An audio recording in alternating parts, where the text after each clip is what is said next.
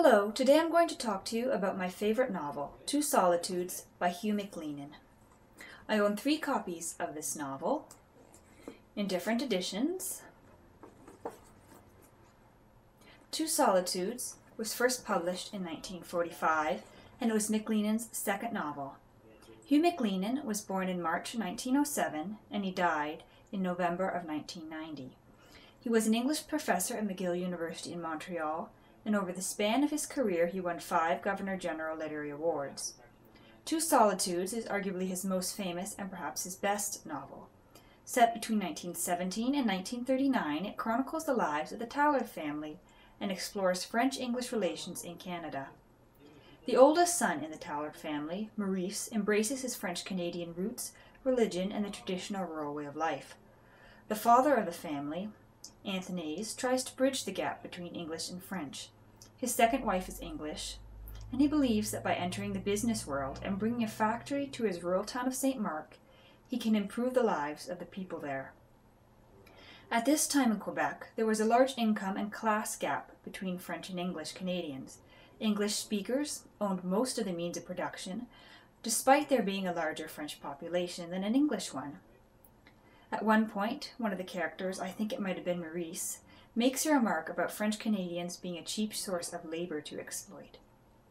The youngest son of the family, Paul, who this novel is really about, is brought up first as a French Canadian Catholic, then, when his father switches religions, as an English Canadian Protestant. He feels at home in both languages and in both religions, and because of this, he is alienated from both cultures. Part of the reason I love this novel is MacLennan's writing. I first read it when I was a teenager in my last year of high school, and there are certain passages that have stuck with me since then. I thought I would take the opportunity to read a few of these passages and show you what MacLennan's prose is like.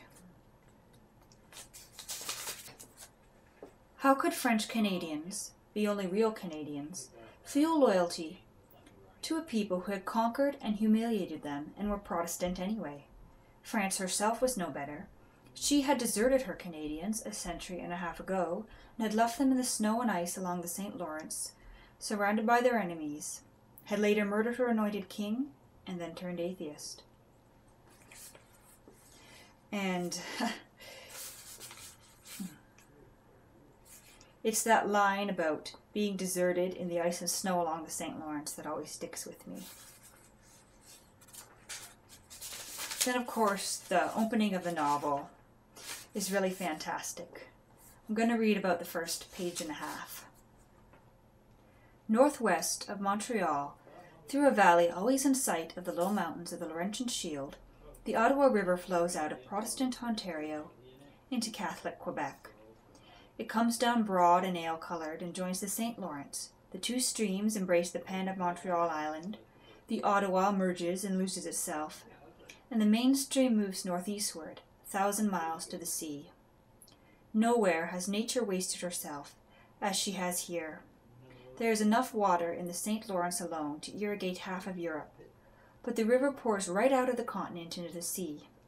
No amount of water can irrigate stones, and most of Quebec is solid rock.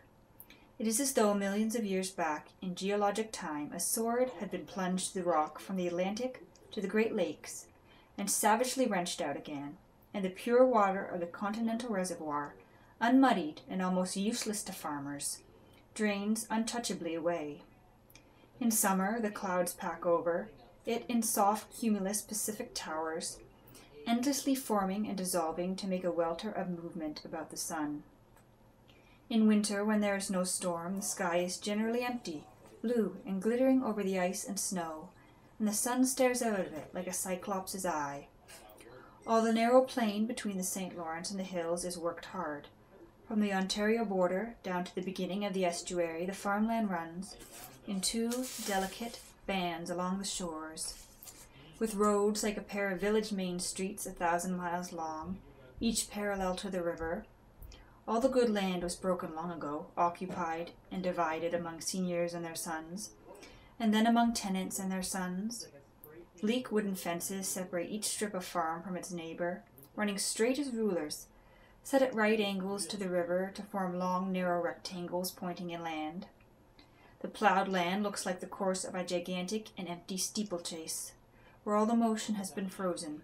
Every inch of it is measured and brooded over by notaries and blessed by priests.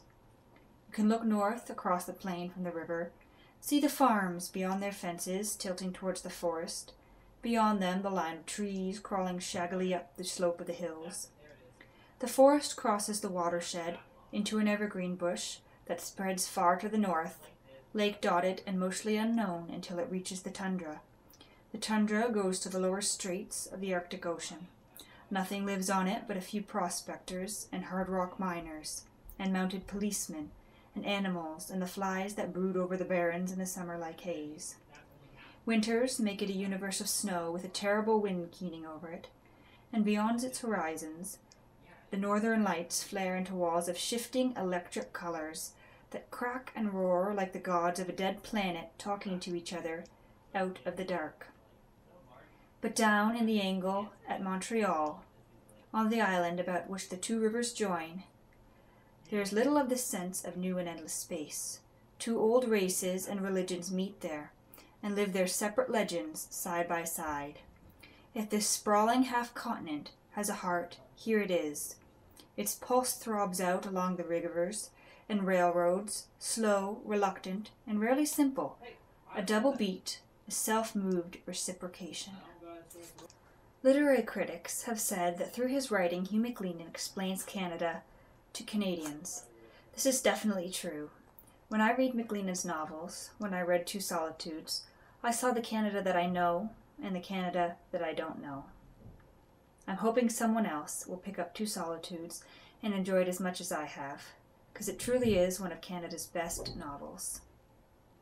Thanks for watching.